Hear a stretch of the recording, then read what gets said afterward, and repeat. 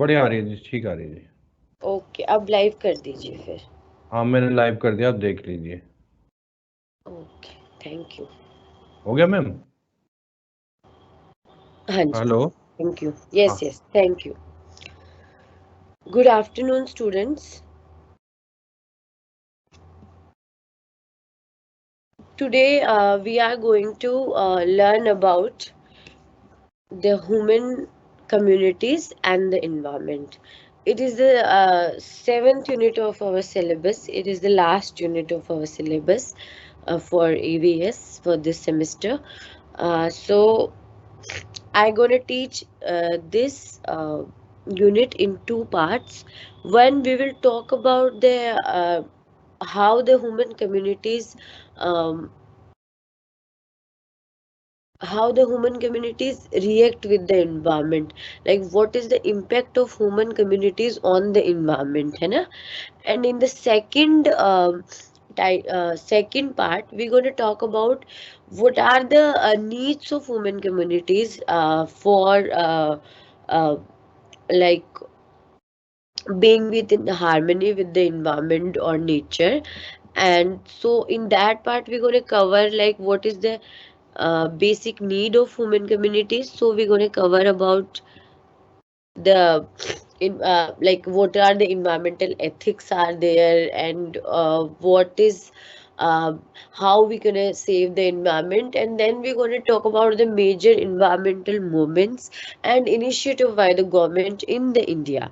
So in we talk about the history on, and we're going to talk about the present scenario as well. Okay.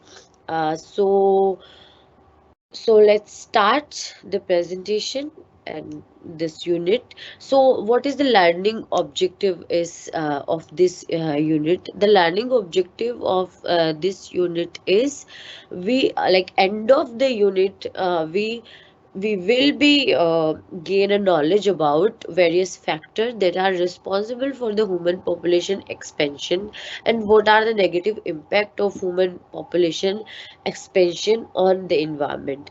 Then we talk about the measures and the policy decisions which are required to control the population. We and we gonna talk about the challenges associated with the resettlement and rehabilitations,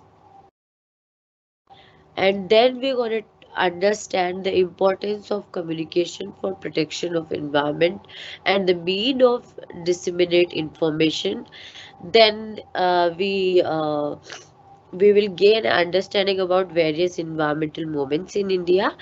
Then we will talk about the initiative by the Ministry of Environment, Forest and Climate Change, like the ministry MOEF-CC, Ministry of Environment, Forest and Climate Change, to protect the environment.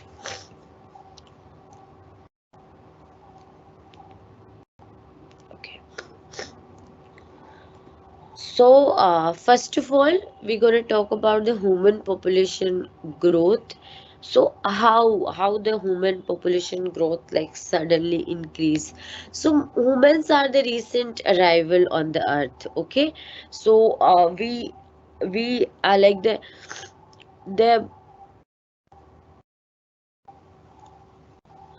the earth have a history of around 6 billion years, like around 5 more than 5 billion years. So so human just around arrived before 2 million years. Okay, so before that there are no human, so we are part of the revolutionary process, evolutionary process. But suddenly what happened, the human population expand like anything because we have control over the resources, and then the medical facilities increase over the worldwide, so there are no there is a late in the natural death. Earlier there is lot of pandemic endemic, so people die like anything in that. So now it's also stopped. Then the ratio of women like who survive after the birth also increase, so there is a lot of human population get expanded. Okay, so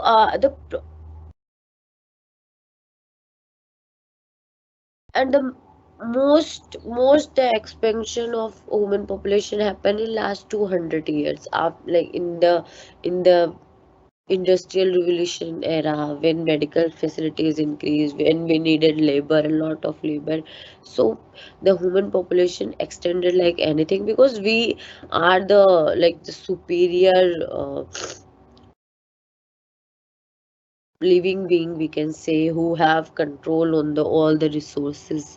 So अपन ने जंगल अपने हिसाब से काट दिए, घर बना लिए, तो ह्यूमन पॉपुलेशन बहुत ज्यादा इंक्रीज हो गई, and that became a big problem. And it's a big problem in developing countries like China, India. But what happened, like, China is control their population growth, and same with the India, we also controlled it somehow. Indian population growth is also controlled now, and now we much not need to worry about the population growth. Now we need to worry about how to utilize the human resources we already have. So we have a lot of human resources now, and then we need to make this population growth as a you know in decline level, like कि अब इतना, मतलब इससे ज्यादा population growth वापस नहीं बढ़नी चाहिए, इससे थोड़ा कम ही होनी चाहिए. But now the population growth is decreased in India also, because we don't need to worry about it much. The reason behind it, because after some years the population growth is going to decrease, all it's already decreasing, it's going to decrease more. Then we are running out of the people who are physically active, who can be work as a labor, who can work as a manpower. Because जो working population होती है ना, जो 15 से लेके 50 साल के लोगों के बीच की, या 18 से लेके 50 साल के लोगों के बीच की, सो वो पॉपुलेशन भी होना बहुत इम्पोर्टेंट है.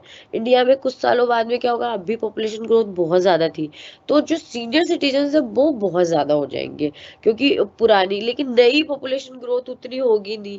तो we will be running out of this the working population class, है ना. सो पॉपुलेशन को अब, मतलब पॉपुलेशन ग्रोथ को अब इतना बड़ा कंसर्न नहीं है हमारे पास. अभी कंसर्न है कि जो हमारे पास अभी अवेलेबल रिसोर्सेज है, उनको हम किस तरह से एम्प्लॉयमेंट दे, जो ह्यूमन रिसोर्सेज है उनको किस तरह से यूटिलाइज करें, ताकि इंडिया में ज़्यादा से ज़्यादा प्रोडक्शन हो, तो हम यूटिलाइज कर सकते हैं. जो मेक इन इंडिया और इस सब की बातें होती है कि वी शुड, बट बातों से ज़्यादा we should work on that. And India में हम ये चीज कर पाए, मतलब कि इस चीज को हम मेन कर पाए कि जो वर्किंग हमारे पास क्लास अवेलेबल है, उसको उसको एम्प्लॉयमेंट मिल पाए, है ना. और हम उस रिसोर्सेज को मैक्सिमम यूटिलाइज कर पाए. बिकॉज तो पॉपुलेशन ग्रोथ वाली बात बहुत इम्पोर्टेंट थी पहले, लेकिन अभी ये चीज से ज्यादा इम्पोर्टेंट अभी ये हो गई है. क्योंकि आपको पता है, जैसे डेवलप्ड कंट्रीज है, बहुत ज्यादा यूरोपियन कंट्रीज है, उनके अंदर क्या दिक्कत आ रही है अभी, कि they don't have people to work उनके पास में, क्योंकि उनकी पॉपुलेशन इतनी डिक्लाइन हो गई, इतनी ज्यादा पॉपुलेशन ग्रोथ. अब वो लोग अभी, मतलब वो एड देते हैं, मतलब वो लोगों को पैसा देते हैं, कंपनसेशन देते हैं टू बच्चे जब होते हैं उनके लिए, तो बच्चों के लिए भी वो उनको एक मतलब मनी देते हैं, एक की पर मंथ उनकी maintenance money. Because they want कि पॉपुलेशन की थोड़ी और ग्रोथ हो, because it stop like anything. So अभी इंडिया में भी अभी ऐसी परिस्थिति हो गई है कि हमें पॉपुलेशन ग्रोथ और नहीं करनी है, लेकिन अब बहुत ज्यादा कम करने की जरूरत भी नहीं है. We need to look into how to manage this huge population that we already have, है ना. ग्रोथ वैसे ही डिक्रीज हो गई है, क्योंकि आजकल लोग अभी अपने आप इतनी अवेयरनेस आ गई है लोगों में कि पीपल डोंट हैव, मतलब 2-3 से ज्यादा बच्चे लोग अभी नहीं करते हैं, चाहे कुछ भी हो जाए. और कुछ लोग एक से ज्यादा भी नहीं करते, और इवन कुछ लोग बच्चे अभी नहीं भी कर रहे, तो वो शादी नहीं कर रहे, बच्चे नहीं कर रहे, तो that trend is also going on.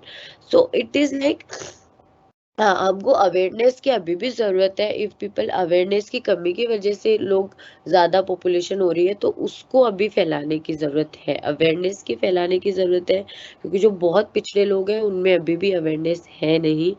लेकिन उसके अलावा जो पॉपुलेशन है, उसको कैसे सस्टेन करना है, उसको कैसे यूटिलाइज़ करना है, जो हमारे पास ऑलरेडी है, और जो सीनियर सिटीज़न्स की पॉपुलेशन इन द फ्यूचर बढ़ने वाली है बहुत ज़्यादा। So how we gonna manage this, that is the big challenge for us now. क्योंकि मैं आपको एक प्रेजेंट सिनेरियो की तरह बता रही थी। हाँ, बाकी हमारे सिलेबस में पॉपुलेशन ग्रोथ को अभी भी एक प्रॉब्लम और उसके सॉल्यूशन पे ज़्यादा बात की गई है, तो हम पढ़ेंगे वही चीज़, but that is the present scenario. You should know also the present scenario. अपना सिलेबस तो एक पास्ट सिनेरियो के अकॉर्डिंग बनता है, कभी कभी अपडेट होने में टाइम लगता है। So I just told you, I just give you है ओवरऑल, इसके बारे में आपको मैंने एक ओवरऑल वो पिक्चर बता दी है कि हाँ, it is like that. Okay, but हाँ, पॉपुलेशन ग्रोथ अगर बढ़ती है तो बहुत बड़ी प्रॉब्लम हो सकती है अगेन। और पॉपुलेशन ग्रोथ अगर थोड़ी डिक्लाइन नहीं होगी तो it will be a problem, but it is declining anyhow. So इसके लिए पॉपुलेशन ग्रोथ जो इतनी ज्यादा हुई पिछले 200 सालों में, उसके लिए रीजन क्या हुआ सबसे ज्यादा?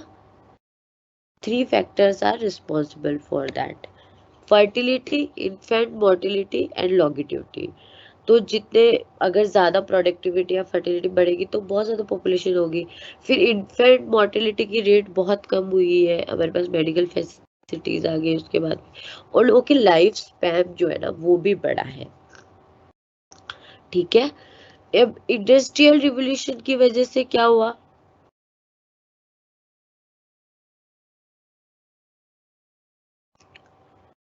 जो ग्रोथ हुई सिटीज की, इंफ्रास्ट्रक्चर की, तो सिटीज के अराउंड एकदम से ऐसे पॉपुलेशन कॉन्सेंट्रेटेड हो गई है ना। वाटर, एनर्जी, ट्रांसपोर्टेशन, इन फैसिलिटीज ये ज्यादा मिली, तो एकदम से productivity, nutrition, sanitation, medical facilities ये सब बढ़ी, तो एकदम से पॉपुलेशन ग्रोथ स्टार्ट हो गई। सिटीज के around there is the urban population centres बन गए बहुत ज्यादा। ठीक है, उसके अलावा एनिमल डायलेंशन और एग्रीकल्चर में जैसे जैसे मतलब एनिमल्स को पहले तो डोमेस्टिफिकेशन किया, फिर एग्रीकल्चर स्टार्ट किया, एग्रीकल्चर में नए नए तरीके आए, तो एग्रीकल्चर प्रोडक्टिविटी बढ़ी, तो लोगों के पास खाने के लिए अनाज और जो एनिमल थे उनसे जो दूध वगैरह जो रिसोर्सेज मिलते हैं लाइवलीहुड के, वो सब थे। तो इसकी वजह से भी पॉपुलेशन ग्रोथ एक्सपेंड हुई है काफी।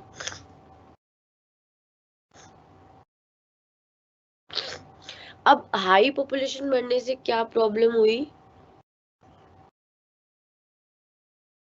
जो रिसोर्स कंजप्शन है ना उसकी रेट भी बहुत हाई हो गई।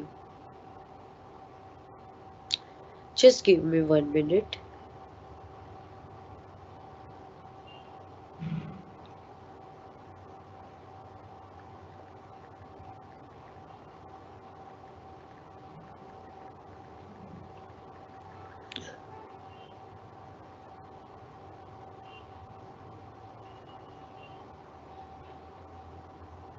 ओके, सो व्हाट हैपन, जो रिसोर्स कंजप्शन है वो जैसे जैसे पॉपुलेशन ग्रोथ बढ़ी वैसे वैसे आपका रिसोर्स कंजप्शन भी बढ़ा।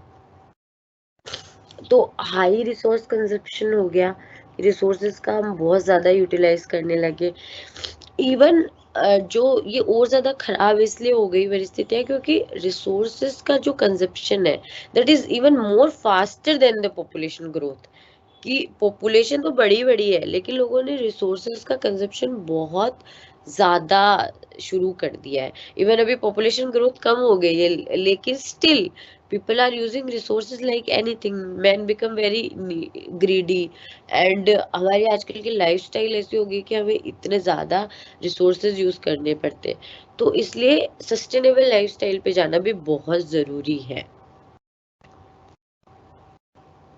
मतलब पहले एक घर में 6 लोग जितने रिसोर्सेज यूज नहीं करते थे, उससे ज्यादा अभी 2 लोग रिसोर्सेज यूज करते हैं। तो it's also about how we use the resources, है ना, it's not only about the population. So जैसे ह्यूमन पॉपुलेशन बढ़ी, तो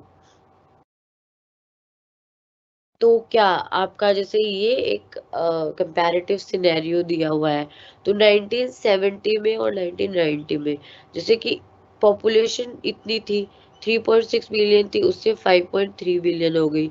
तो आपके ऑटोमोबाइल्स भी तो बढ़ेंगे ना, लोग बढ़ेंगे तो गाड़ियां बढ़ेंगी, उनसे होने वाला पोल्यूशन बढ़ेगा, है ना।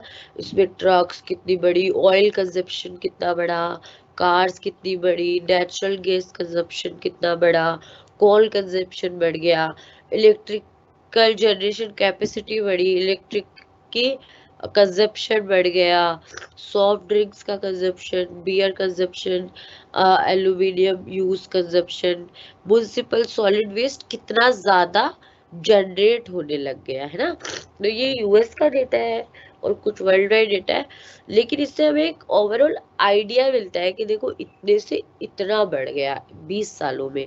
और ये तो उस समय की बात थी, अभी तो और ज्यादा बढ़ रहा है। अभी जैसे जैसे डेवलपमेंट ज्यादा हो रहा है, वैसे वैसे कंजप्शन, हमारे पास रिसोर्सेज की अवेलेबिलिटी ज्यादा है और कंजप्शन बहुत ज्यादा हो रहा है।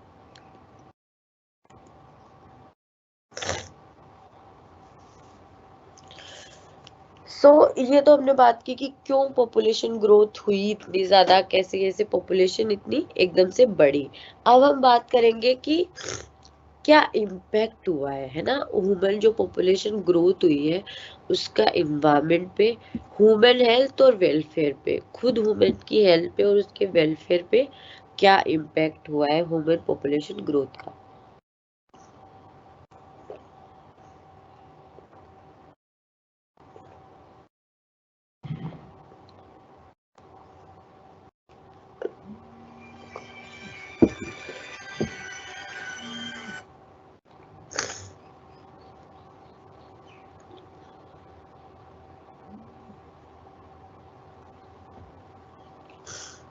तो अब हम इसके बारे में बात करेंगे कि क्या क्या इम्पैक्ट हुआ है। ओके,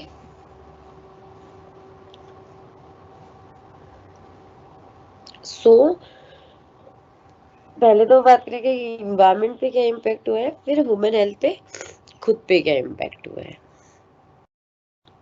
सो लैंड रिसोर्सेज पे क्या इम्पैक्ट हुआ ह्यूमन पॉपुलेशन ग्रोथ का, क्योंकि देखो जैसे जैसे पॉपुलेशन ज्यादा बढ़ी, वैसे वैसे क्या हुआ कि हमको ज्यादा लैंड की जरूरत पड़ी एग्रीकल्चर करने के लिए, क्योंकि उस पॉपुलेशन जो बढ़ी हुई पॉपुलेशन है उसको सप्लाई देने के लिए भी तो एक जरूरत होती है ना, कि उसको हम फूड सप्लाई, उनकी जो रिक्वायरमेंट्स है उनको पूरा करने के लिए, तो उसके लिए हमें ज्यादा से ज्यादा लैंड की जरूरत पड़ी, है ना। तो इसकी वजह से ज्यादा से ज्यादा लैंड चाहिए, तो क्या किया गया, जो एक्सक्यूज मी,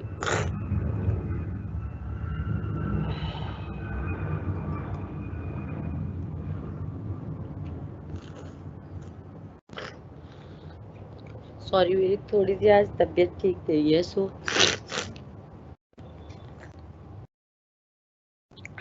या सो डिफॉरेस्टेशन, तो हमें ज्यादा लैंड की जरूरत पड़ी जैसे जैसे ह्यूमन जो पॉपुलेशन ग्रोथ हुई उसके रिक्वायरमेंट्स को पूरा करने के लिए, तो ज्यादा से ज्यादा लैंड की जरूरत पड़ी, तो ज्यादा से ज्यादा डिफॉरेस्टेशन हुआ। ठीक है, तो क्योंकि फॉरेस्ट को काटा गया, वहां पे एग्रीकल्चर किया गया, तो डिफॉरेस्टेशन हुआ। फिर अगर इस तरह से ये चलता गया ना, ये सेम सिनेरियो, तो हमारे पास लैंड अब रन आउट हो जाएंगे, लैंड ही नहीं बचेगी, है ना, प्रोबेबली नीड। तो हमें अभी ज्यादा यील्ड की जरूरत है, ताकि अब जो ग्रोथ हुई है पॉपुलेशन की उसको, उसकी जो फीडिंग रिक्वायरमेंट्स है उनको हम मैच कर पाए। उसके बाद में वाटर रिसोर्सेज पे क्या फर्क पड़ा,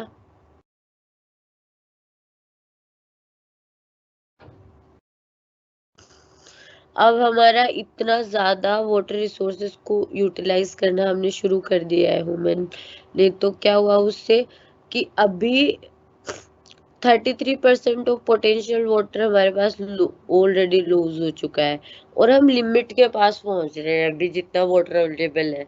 तो we will be running out of water, है ना, इफ हमने अगर वाटर कंजर्वेशन नहीं किया टाइम से। तो एनर्जी कंजप्शन, है ना, और पिछले 50 सालों में बहुत ज़्यादा, 50 ईयर्स में it's like the energy requirement और energy is increase exponentially like anything, because सब अभी everything is dependent on like energy. हमारे घर लोगों ने ऐसे बना लिए, एसी चाहिए उसमें, गाड़ी चाहिए चलने के लिए, हर चीज़ के लिए we need a lot of energy resources, and most of them are non renewable, है ना, तो वो खत्म ही होते जा रहे हैं ना। और उसकी वजह से नॉन रिन्यूएबल जो रिसोर्सेज है उसकी वजह से आपका कार्बन डाइऑक्साइड निकल रही है, उसकी वजह से क्लाइमेट चेंज या ग्लोबल वार्मिंग भी हो रहा है। उसके बाद में फॉसिल फ्यूल रिजर्वायर पे क्या फर्क पड़ा है ना। तो ये कुछ डेटा दिया हुआ है एक जनरल आइडिया के लिए ना, कि इतना प्रोडक्शन पर ईयर होता था, है ना, पर उसके बाद में इतना प्रोडक्शन पर ईयर स्टार्ट हो गया है ना। ये वाला लगभग 20 सालों का एक कंपैरिजन दिया गया है ना। और फिर रिजर्व कितना बचा है और प्रोडक्शन कितना बचा है हमारे पास में ना। तो रिजर्व और प्रोडक्शन का मतलब हमारे पास में अब कम होता जा रहा है ना। रिजर्व तो वो कम होता जा रहा है, प्रोडक्शन बढ़ता जा रहा है। तो ये एक आपको आइडिया देने के लिए है, क्योंकि फॉसिल फ्यूल क्या है, नॉन रिन्यूएबल एनर्जी रिसोर्सेज है, तो वो खत्म हो जाएगा तो फिर खत्म हो ही जाएगा। प्लस उससे क्या है, वो एक क्लीन सोर्स भी नहीं है, इतना ज्यादा कार्बन डाइऑक्साइड निकल रहा है उससे, तो that is not a clean source of energy. तो ये भी एक प्रॉब्लम है। तो उससे कार्बन डाइऑक्साइड निकलने से क्या हो रहा है, ग्रीन हाउस गैस इफेक्ट हो रहा है, जिससे क्या हो रहा है, क्लाइमेट चेंज। हमने लास्ट क्लास में पढ़ा था ना। तो क्लाइमेट चेंज में क्या हो रहा है, टेम्परेचर बढ़ रहा है, तो हम उसको क्या बोल रहे हैं, ग्लोबल वार्मिंग भी बोल रहे हैं ना। तो और चीजें भी हो रही है क्लाइमेट चेंज में, जैसे रेन पैटर्न में चेंज हो रहा है ना, हीट फ्लक्सेस इंक्रीज हो रहे हैं। तो इस तरह से एक ग्लेशियर्स मेल्ट हो रहे हैं, सी का लेवल बढ़ रहा है। तो ये प्रॉब्लम्स हो रही है क्लाइमेट चेंज या जलवायु परिवर्तन की वजह से। तो इसमें एक आपका बहुत बड़ा यू मतलब जो नॉन रिन्यूएबल या जो कोल या फ्यूल जो हम फॉसिल फ्यूल यूज कर रहे हैं उसकी वजह से ये चीज बहुत ज्यादा हो रही है। तो ये बहुत बड़ा सोर्स है आपका कार्बन डाइऑक्साइड बढ़ने का एनवायरमेंट में।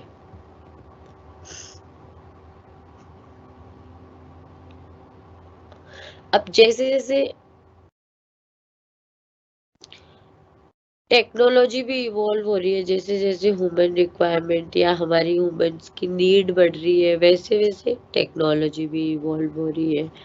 तो ये ग्राफ्स वगैरह जस्ट टू गिव यू एक ओवरऑल पिक्चर, ये आपको याद वाद करने की उतनी ज़रूरत नहीं। यहाँ आपको सिंपल ग्राफ एग्जाम में या सिंपल कोई इमेज बनाते हो तो इट्स गुड, उससे आपको अच्छे नंबर मिलते हैं। बट बहुत ज़्यादा कॉम्प्लेक्स में आपको एक पता होना चाहिए, ये टॉपिक है, ये ऐसे बढ़ रहा है वैसे बढ़ रहा है ना। तो अब एनर्जी की जो फॉर्म्स है वो चेंज होती गई है ना, जैसे जैसे चेंजिंग नीड्स हुई है वैसे वैसे एनर्जी की फॉर्म्स चेंज हो रही है ना। सो अब इकोनॉमिक और इन्वायरमेंट नीड आर इमर्जिंग, लेकिन हमने इतना ज़्यादा, अगर हम इन्वायरमेंट को ध्यान रख के टेक्नोलॉजी इवॉल्व नहीं करेंगे तो उससे बहुत ज़्यादा इन्वायरमेंटल प्रॉब्लम्स आएंगी, वो अगेन हमारे लिए हार्मफुल है फिर लॉन्ग रन में। तो इसलिए लॉन्ग रन में ध्यान रखने के लिए we should take environmental also in consideration, ताकि इस तरह की टेक्नोलॉजी इवॉल्व हो कि इंसान की लाइफ भी इजी बने, लेकिन साथ साथ में इन्वायरमेंट का ध्यान भी रखा जाए। अब हमारे पास में रिसोर्सेस की भी कहीं ना कहीं कमी है ना। अब माल न्यूट्रिशन की इतनी बड़ी प्रॉब्लम है ना। अब यूएस में क्या है, 5% ऑफ ग्लोबल ग्लोबल पॉपुलेशन है, बट वो 20 से 25% इन्वायरमेंटल इम्पैक्ट दे रहे हैं, क्योंकि वो रिसोर्सेज ज्यादा यूज करते हैं, उनके कार्बन फुटप्रिंट ज्यादा है ना। उनकी वजह से कार्बन ज्यादा निकलता है ना, कार्बन डाइऑक्साइड। क्यों? क्योंकि वो लोग ऐसे यूज करते हैं, फॉसिल फ्यूल ज्यादा यूज होते हैं उन एनर्जी डिमांड्स को मैच करने के लिए। तो उसकी वजह से आपका ज्यादा से ज्यादा कार्बन डाइऑक्साइड निकलता है, उससे ज्यादा ग्लोबल वार्मिंग की प्रॉब्लम या क्लाइमेट चेंज की प्रॉब्लम होती है।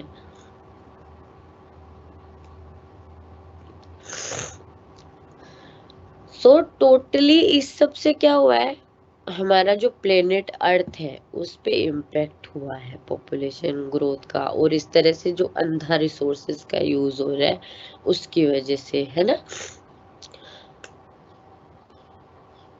अगर हम यूएस का जो फुटप्रिंट है, इकोलॉजिकल फुटप्रिंट, मतलब हम कितना हमारे रिसोर्सेज यूज करने पे इकोलॉजी पे कितना इम्पैक्ट पड़ रहा है, मतलब हम क्या प्रिंट छोड़ रहे हैं वहां पे ना। फुटप्रिंट मतलब पीछे जो छूट जाता है ना, तो that is the ecological footprint, है ना।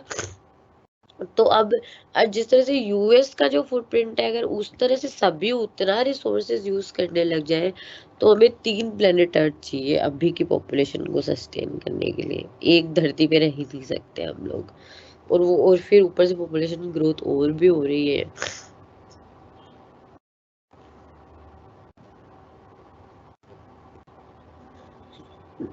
सो इससे क्या हुआ है, इस वजह से अवर कॉमन्स आर इन डेंजर, है ना। हमारे जो रिसोर्सेज है वो क्या है, वो तो कॉमन रिसोर्सेज है ना, और हमारा कॉमन फ्यूचर है जो कि इन डेंजर में है। अब देखो, एक इंसान कुछ काम करेगा, है ना, या 100 इंसान कुछ काम करेंगे गलत, लेकिन इन्वायरमेंट उसकी वजह से डैमेज होगा। लेकिन अगर इन्वायरमेंट का कोई रिवर्स इम्पैक्ट हो, तो वो तो सब पे होगा ना, उसका नुकसान तो सबको झेलना पड़ेगा, चाहे आप खुद कुछ कर रहे हो चाहे नहीं कर रहे हो। So that is the thing. तो इसलिए ये these are the common resources, तो इनका जो डैमेज है वो कॉमन है, इसकी जो रिस्पॉन्सिबिलिटी है वो कॉमन है, बिकॉज हमारा फ्यूचर कॉमन है एक एंटायर ह्यूमन पॉपुलेशन का।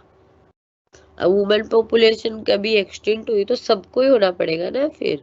ऐसा नहीं है यूएस वालों ने ज्यादा फुटप्रिंट किया है तो उनको पहले हटाओ, ऐसा नहीं होगा।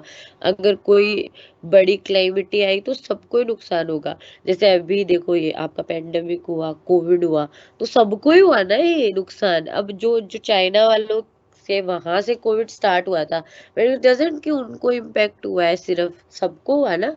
तो it is the we have a common future and we have common resources. जो जंगल है वो कॉमन ही है ना। चाहे एक एक गांव में 2 लालची लोग पूरा जंगल काट देंगे, लेकिन गांव वाले सब उस पर डिपेंडेंट है, तो उस इम्पैक्ट तो पूरे गांव को पड़ेगा ना।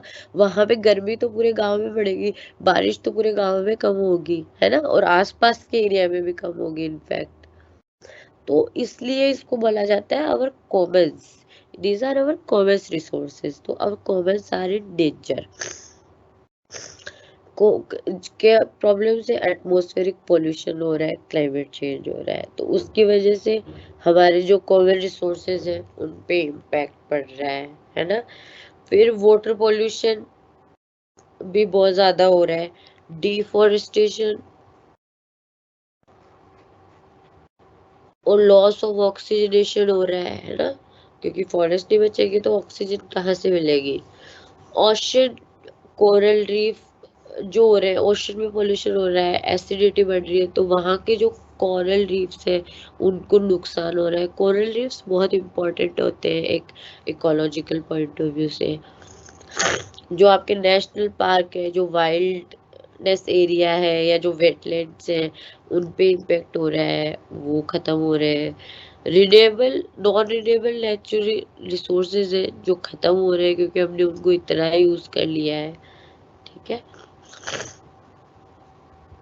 अब बायोडाइवर्सिटी इसकी वजह से बायोडाइवर्सिटी भी डेंजर में है। ठीक है,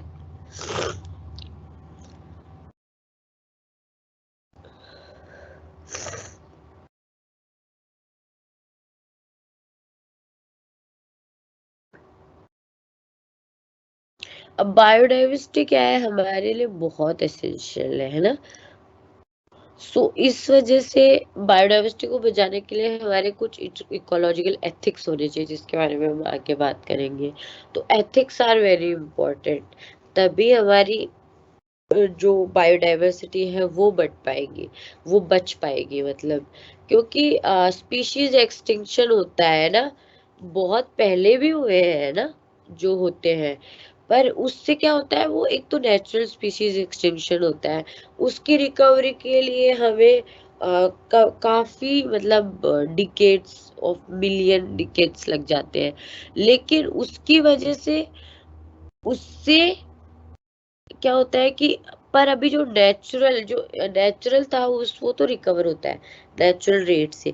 पर बीच में ह्यूमन की वजह से अगर कोई एक्सटेंशन हो रहा है, या ह्यूमन ओवर रिसोर्सेज यूटिलाइजेशन की वजह से, तो उससे क्या होगा, उस वो फिर नेचर तो उसको कवर नहीं कर पाएगा ना, वो बीच में हम उसको इंटरप्ट कर दिए ना, हम ज्यादा कर दिए उस रेट को। तो इसलिए बोलते हैं कि अभी जो छठा अगर ग्रेट मास एक्सटिंक्शन हुआ, तो वो एंथ्रोपोजेनिक होगा। तो एंथ्रोपोजेनिक अगर हुआ, एंथ्रोपोजेनिक मतलब ह्यूमन से इंड्यूस, मतलब ह्यूमन की वजह से। तो एंथ्रोपोजेनिक एक्सटिंक्शन हुआ, नेचुरली हुआ, तो उसकी फिर रिकवरी भी नहीं हो पाएगी, फिर हो सकता है ह्यूमन खुद ही एक्सटिंक्ट हो जाए। अब जो बात करते हैं हम ग्लोबल वार्मिंग की, अब ग्लोबल वार्मिंग की हमने लास्ट क्लास में वैसे डिटेल में पढ़ा ही था। तो ये एक पॉपुलेशन इंक्रीज का ही असर है ना, क्योंकि पॉपुलेशन इंक्रीज हुई तो इंडस्ट्रीज इंक्रीज हुई उस पॉपुलेशन की डिमांड्स को मैच करने के लिए, है ना। तो उसकी वजह से क्या हुआ कि एटमॉस्फेयर में CO2 की मात्रा इंक्रीज हो गई। अब उसकी वजह से ग्रीन हाउस इम्पैक्ट हो गया। कैसे हुआ कि वो CO2 या जो भी ग्रीन हाउस गैसेस है, वो एक लेयर बना लेती हैं। अब वो जो सन से आने वाली जो लॉन्ग वेव रेडिएशन है, उनको तो आने देती, शॉर्ट वेव जो सन से आती है उनको तो आने देती है। अब वो धरती से टकरा के जो लॉन्ग वेव वापस जाती है ना, उसको ये लेयर रोक लेती है। इनके अंदर ऐसा विंडो होता है, वो तो आ जाएंगे, वो नहीं जा पाएंगी। अब उससे क्या हुआ कि ये रेडिएशन यही सरफेस पे ही रह गई धरती से के, अर्थ के। तो उसकी वजह से क्या हुआ, अर्थ सरफेस का टेम्परेचर बढ़ गया। तो इस टेम्परेचर बढ़ने को हम क्या बोले, ग्लोबल वार्मिंग। अब इस टेम्परेचर बढ़ने की वजह से क्लाइमेट में कई तरह के चेंजेस आए, एक तो टेम्परेचर बढ़ गया, फिर प्रेसिपिटेशन पैटर्न बढ़ गया, और भी कई तरह के। तो इस चीज को हम क्या बोलेंगे, क्लाइमेट चेंज। तो अब क्या हो रहा है आपका, एटमॉस्फेयर में CO2 बढ़ रही है ना। ठीक है, अब जैसे अब इसी तरह से अगर बढ़ता गया, तो जो प्रेडिक्शंस आते हैं कि वे सेम रेट से अगर बढ़ा, तो 3.5 डिग्री सेंटीग्रेड राइज हो जाएगा, जो कि बहुत बड़ा, मतलब बहुत ज्यादा नुकसान हो सकता है उससे ना। तो उस चीज को कंट्रोल करने के लिए हमें कि CO2 इमिशन या ग्रीन हाउस गैस इमिशन को कंट्रोल करना है। तो उसके लिए ये आपका कल जो बताया था ना, अलग अलग आपको, United Nation framework convention on climate change, Kyoto protocol, United Nation environment programme, conference of parties. So these are all things to deal with this climate change, है ना। तो इसको कैसे हम कंट्रोल करें, कैसे हम नॉन रिन्यूएबल से रिन्यूएबल सोर्सेस की तरफ या क्लीन एनर्जी सोर्सेस की तरफ बढ़े, और जंगल को बढ़ाए। उससे क्या होगा कि जो कितना वो ट्रीज में तो कार्बन वैसे ही नेचुरली स्टोर होता है ना, तो कार्बन सिंक को भी बढ़ाना जरूरी है। अब हमें सस्टेनेबल डेवलपमेंट करना है। देखो, डेवलपमेंट तो करना जरूरी है, डेवलपमेंट तो ह्यूमन नीड को फुलफिल करने के लिए करना पड़ेगा, but the development should be sustainable. कि हमें इकोनॉमिक ग्रोथ तो करनी ही पड़ेगी, लेकिन इकोनॉमी, सस्टेनेबल डेवलपमेंट मतलब इकोनॉमी इकोलॉजी और इन्वायरमेंट तीनों का हम एक साथ ध्यान रखें, मतलब इकोनॉमी फिर सोसाइटी का और इन्वायरमेंट का। इकोलॉजी तो एक तरीके से इन्वायरमेंट का ही पार्ट हो गया ना, तो तीनों का हमें ध्यान रखना है कि सोसाइटी का भी ग्रोथ हो, इकोलॉजी या एनवायरनमेंट का भी ग्रोथ हो और इकोनॉमी का भी ग्रोथ हो, है ना। तो इसको हम बोलेंगे सस्टेनेबल। और हम इस तरह से रिसोर्स यूज करें कि अभी की नीड भी पूरी हो और फ्यूचर जनरेशन की नीड्स को भी ध्यान में रखा जाए और वो भी अपनी नीड्स को फुलफिल कर पाए। अब ये तो हो गया पॉपुलेशन कंट्रोल के इम्पैक्ट। अब इसको कैसे कंट्रोल किया जा सकता है, तो उसके लिए मिनिमम एज जो है वो अभी 21 ईयर्स फॉर मैन और 18 ईयर्स फॉर वुमेन। अभी इसमें जो आपका करेक्शन करके अभी दोनों के लिए 21 ईयर्स करने का किया है ना, मेल और फीमेल दोनों के लिए, मैन और वुमेन दोनों के लिए। तो it's more better to control still population growth and it's और ऑब्वियसली इट्स इक्विटेबल, कि दोनों के लिए इक्वल एक रिसोर्सेज रहेंगे, इक्वल अपॉर्चुनिटी ऑफ विंडो रहेगा, है ना। लड़कियों के लिए भी कि वो अपने कैरियर बनाने की चॉइसेस है, पढ़ने की चॉइसेस है, उनके पास इक्वल रहेंगी। तो आप लोग क्वेश्चन आंसर सेक्शन में बताइए कि what you think about it, कि ये 21 साल का जो किया है वो ठीक है कि नहीं, है ना। तो क्योंकि या तो दोनों का 18 करते या दोनों का 21 करते इक्वल करने के लिए, है ना। तो अभी उसमें 21 करने का सोचा, तो उससे क्या है कि एक तो मैरिज जो मतलब लड़कियों को इक्वल अपॉर्चुनिटी मिलेगी ना मैरिज से पहले, जो भी वो करना चाहे। फिर आपकी पॉपुलेशन कंट्रोल भी होगा कहीं ना कहीं। जो चाइल्ड बर्थ के समय जो मोर्टेलिटी रेट है ना, मदर मोर्टेलिटी रेट और इन्फेंट मोर्टेलिटी रेट, उसमें भी कहीं ना कहीं एक कंट्रोल हो पाएगा। बेटर एजुकेशन प्रोवाइड करे जाए, बेटर अवेयरनेस हो लोगों में पॉपुलेशन के कंट्रोल के प्रति, मोर एम्प्लॉयमेंट अपॉर्चुनिटीज आए, है ना। तो उससे क्या होता है कि इनकम और लोगों के स्टैंडर्ड बढ़ते हैं ना लाइफस्टाइल के, तो वो सोचते हैं कि अभी छोटी फैमिली सही है, इसमें हम अच्छे से लाइफ जी सकते हैं। फैमिली प्लानिंग के लिए अवेयरनेस हो, है ना, और उनको जो अवेलेबिलिटी हो रिसोर्सेज की, और इनिशिएटिव लोगों को दिया जाए जो कंट्रोल मेजर्स को यूज कर रहे हैं, उनको इंसेंटिव्स दिए जाए। ठीक है।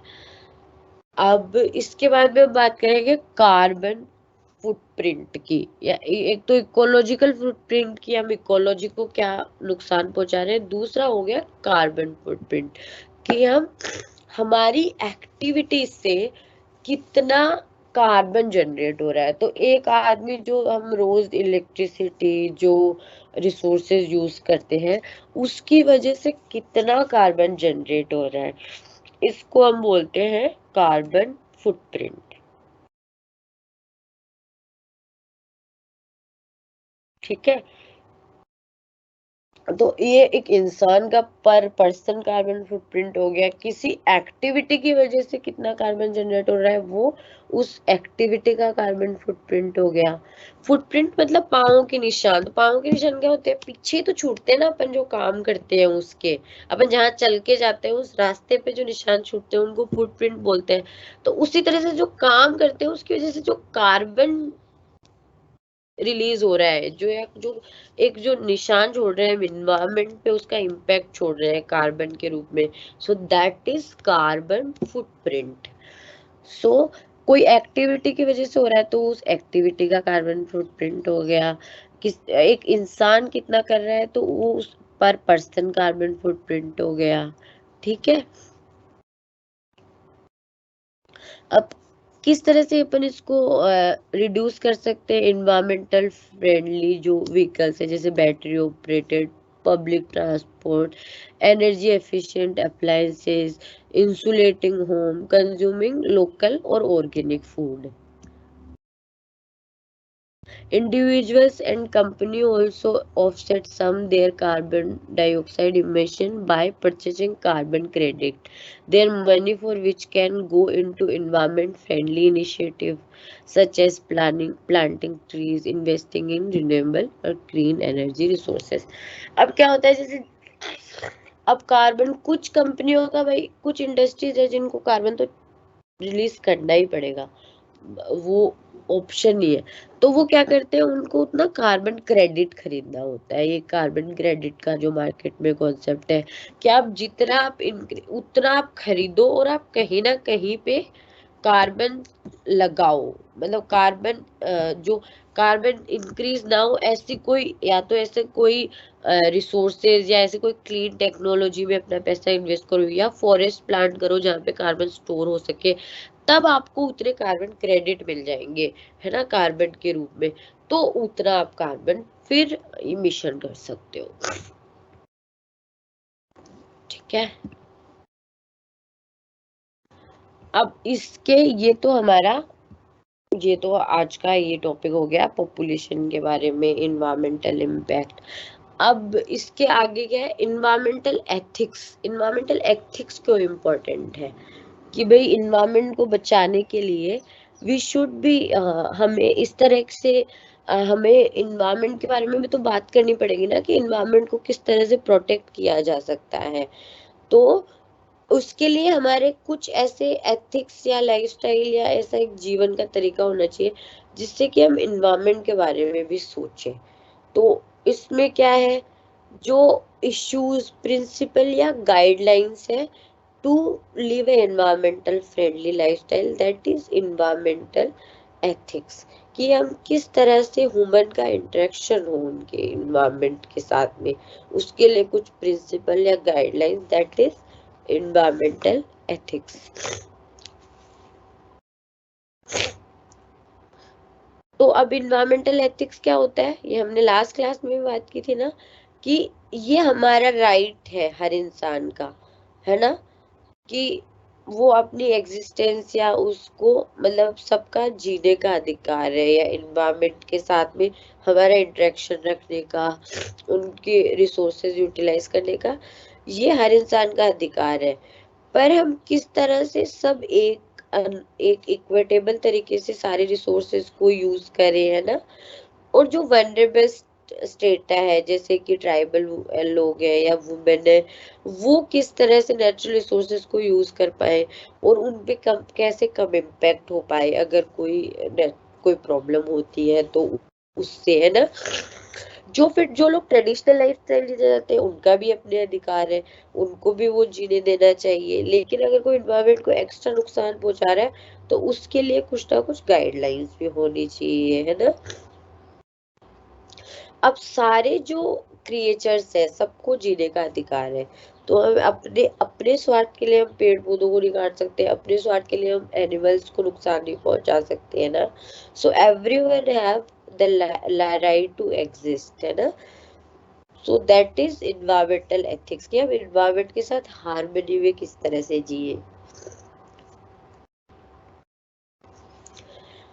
अब इसके बाद में हम बात करेंगे रीसेटलमेंट एंड रिहेबिलिटेशन। ये एक बड़ा मतलब इसमें क्या होते हैं, मास बड़ी से बड़ी जो बड़ी बड़ी मतलब पॉपुलेशन है ना, मतलब बहुत सारी मासेस है, उनको एक जगह से दूसरी जगह पे अगर किसी चीज की वजह से रीसेटल करना पड़ा, कि भाई कोई वहां पे कोई डेवलपमेंट प्रोजेक्ट है या कुछ और हो रहा है, उस जगह से आपको दूसरी जगह पे रीसेटल किया जाएगा, फिर उस सिस्टम को जहाँ पे उनको रिसेटल किया गया, रिलोकेट किया गया, वहां पे फिर से वो किस तरह से दोबारा रह पाएंगे, उसके लिए वहां से वापस फैसिलिटीज को, उनका वहां से हैबिटेशन वापस उपलब्ध कराने को रिहैबिलिटेशन कहते हैं, है ना। कि वहां पे किस तरह से इंफ्रास्ट्रक्चर दोबारा डेवलप हो, वहां पे सेफ लैंड हो, सोशल सर्विसेज जैसे कि स्कूल, हॉस्पिटल, ये सब एजुकेशन फैसिलिटीज, मेडिकल फैसिलिटीज, ये सब उपलब्ध हो पाए, है ना। तो ये जो बड़े बड़े रीसेटलमेंट रिहेबिलिटेशन होते हैं, इनका ह्यूमन पॉपुलेशन पे बहुत ज्यादा इम्पैक्ट होता है, रीसेटलमेंट और रिहेबिलिटेशन का। तो उसकी वजह से क्या होता है कि बहुत ज़्यादा जो इम्पैक्ट होता है एक मास रिसेटलमेंट और रिहेबिलिटेशन का, तो उसके बारे में उसके क्या क्या इम्पैक्ट्स है ना, और क्या इसके लोगों के कंसर्न है इसके बारे में, और इससे क्या क्या एक हम केस स्टडी भी से पढ़ेंगे टेरी जो रिसेटलमेंट है उसके बारे में। तो ये सब हम नेक्स्ट क्लास में पढ़ेंगे, ठीक है आज के लिए। और नेक्स्ट क्लास में ये पढ़ेंगे, और प्लस हम जो इन्वायरमेंटल मूवमेंट्स हुए हैं इंडिया में बड़े उनके बारे में पढ़ेंगे, और प्लस जो MOEFCC ministry of environment forest and climate change उसके क्या इनिशिएटिव्स है उसके बारे में बात करेंगे। फिर हमारा सिलेबस हो जाएगा कंप्लीट। अभी मैं आप लोगों को जो क्वेश्चन आंसर जो चैट बॉक्स है उसमें मैं आप लोगों को अभी शेयर कर देती हूँ जो मैंने जो सारे ये आपके जितने भी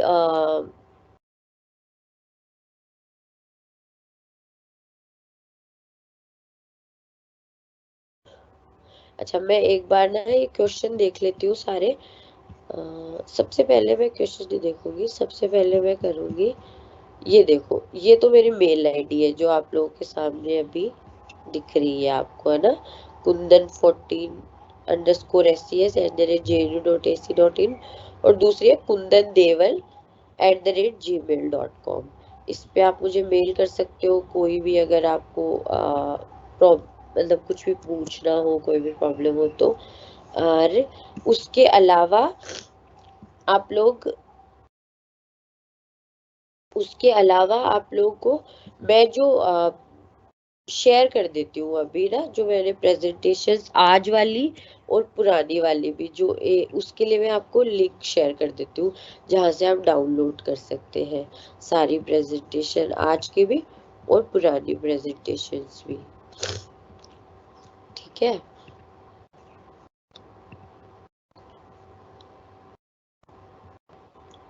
तो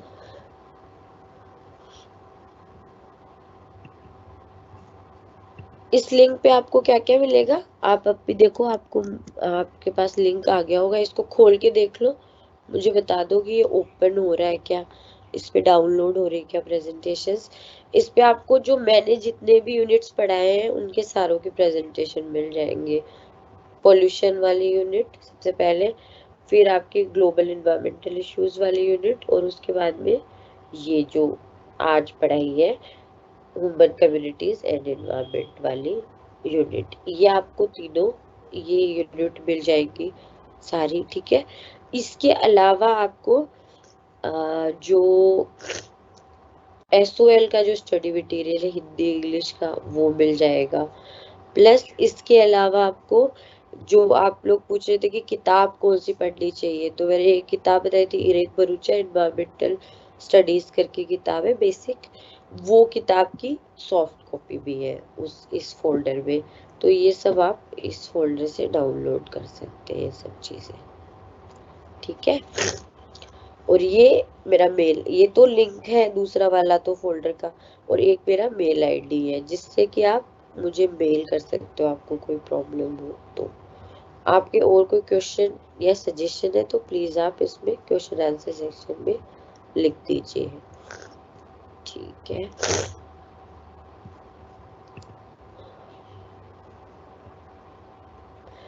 एडमिन द ग्रुप, देखो ऐसा तो कोई ग्रुप तो ऐसा सच नहीं है, लेकिन जो मैंने अभी जो आपके साथ प्रेजेंटेशन जो शेयर कर रखी है ना, इसमें जो लास्ट वाला है इसमें फेसबुक ग्रुप है ना, फेसबुक पेज है EVSSOLDU करके, आप इस फेसबुक पेज को फॉलो कर लो। इस पे आप कोई भी प्रॉब्लम हो तो वहां पूछ सकते हो, शेयर कर सकते हो, और इस पे आपको स्टडी मटेरियल या रिसेंट अपडेट है वो सब मिल जाएगी, ठीक है। ये आप इस फेसबुक पेज पे जा सकते हो। बाकी एज सच कोई वो है नहीं, मतलब कोई ग्रुप है नहीं जिसमें मैं आपको ऐड कर पाऊंगी। किसी ने पूछा है कि ऑनलाइन एग्जाम हुआ तो एडमिट कार्ड की नीड होगी क्या। ऑनलाइन एग्जाम तो जैसे पहले होता था वैसे ही होगा, उसमें आपके पास टाइम टेबल आएगा, रजिस्ट्रेशन नंबर आएगा, जो भी कार्ड वगैरह कुछ आएगा, तो वो पहले जैसे होता था वैसे ही होगा,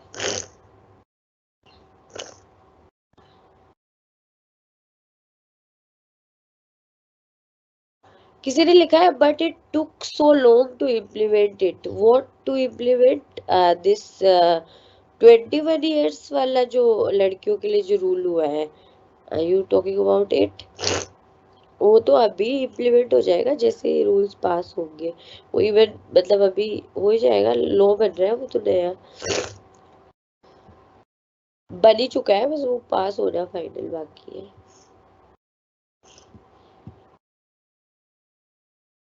किसी ने लिखा है ईमेल रिपीट कर दो, मैंने अभी ईमेल लिख दिया है ना यहाँ पे, तो आप लिखा हुआ जो है वो वहां से ले सकते हैं, kundandeval@gmail.com, KUNDANDEVL@gmail.com, KUNDANDEVAL@gmail.com।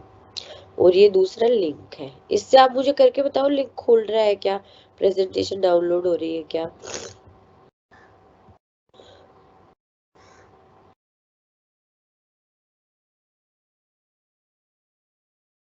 लिंक मैंने अभी शेयर किया है ना यहाँ पे, पब्लिश किया है ना अनाउंसमेंट में, मेक एन अनाउंसमेंट में, आपके पास आ रहा होगा लिंक। कि पूछ रहा है कि where will you share the link, link I already shared, please please देखो उस लिंक को, उस लिंक पे क्लिक करो, आपको जो भी प्रेजेंटेशन है वहां पे मिल जाएगी सारी प्रेजेंटेशन, डाउनलोड करके बताओ मुझे हो रही है कि नहीं। यस मैम, लोगों ने लिखा है कि हो रही है प्रेजेंटेशन।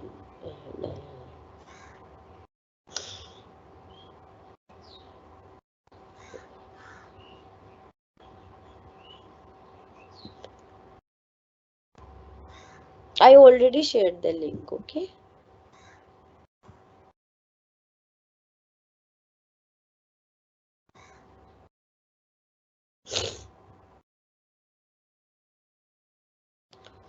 हाँ, किसी ने लिखा है कि गाँव में तो अभी भी 18 की एज से पहले शादी करा देते हैं। हाँ, करा देते हैं, वो कुरीतियां हैं जैसे बाल विवाह की, लेकिन लॉ तो हम इसीलिए बनाते हैं ना, देखो सारे लॉ तो इम्प्लीमेंट होते नहीं है, लेकिन लॉ इसलिए बनाया जाता है कि अगर वो नोटिस में आए, और लॉ से क्या होता है लोगों में अवेयरनेस भी जाती है, जैसे अभी सबको पता है कि 18 साल एज है, तो लोग कोशिश करते हैं ना, अगर कोई 16 साल वाली 17 वाले की शादी करने सोचेंगे 1 साल और वेट कर लो, लॉ के अकॉर्डिंग ही कर देंगे। हाँ, कईयों की बहुत कम एज में शादी हो जाती है, वो एक अलग कुरीति है, पर धीरे धीरे इससे बाहर बढ़ रहे हैं जैसे जैसे अभी एजुकेशन और लोगों के पास रिसोर्सेज जिस तरह से अवेलेबल हो रहे हैं,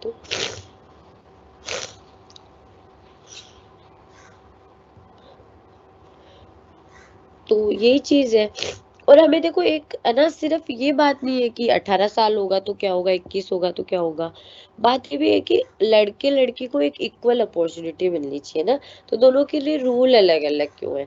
हाँ, जब ये रूल बनाया गया था, जब देश आजाद हुआ था उसके कुछ सालों बाद में, तब परिस्थितियां अलग थी, एकदम से एक एज बना देते तो सोसाइटी उसको शायद एक्सेप्ट भी नहीं करती, लेकिन अब सोसाइटी इतनी फॉरवर्ड है कि हमें इक्वल एज माननी चाहिए लड़के और लड़की की, ये तो कहीं लिखा हुआ नहीं है ना कि लड़की छोटी होनी चाहिए या लड़का छोटा होना चाहिए, हम दोनों को एक एज प्रोवाइड करा रहे हैं। हाँ, उसके बाद आप अपने से बड़ी लड़की से शादी कर रहे हो, छोटी से कर रहे हो, वो आपकी पर्सनल चॉइसेस है, उसमें कोई दिक्कत नहीं है, जिसको जिससे शादी करनी है, जो जिस चीज पे एग्री हो रहा है, जिसकी फैमिली जिस चीज से कंफर्टेबल है, इंसान को वो ही करना चाहिए, लेकिन एक इक्वल अपॉर्चुनिटी तो प्रोवाइड होना लड़के और लड़की को पढ़ने की, अपने कैरियर को चूज करने की, एक इक्वल एज तक उनके पास अपॉर्चुनिटी हो, फिर उसके बाद वो उनका पर्सनल डिसीजन है वो कब शादी करना चाहते हैं, ये एक मिनिमम एज की बात है, जरूरी नहीं है कि आप 18 के हो गए तो 18 होते ही करना है, 21 के हो गए तो 21 होते ही करना है, so it's just about minimum age provide कराना,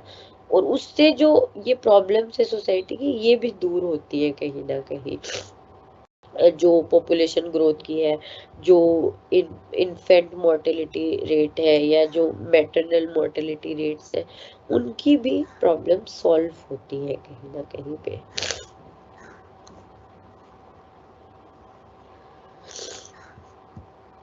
ओके, एनीथिंग एल्स?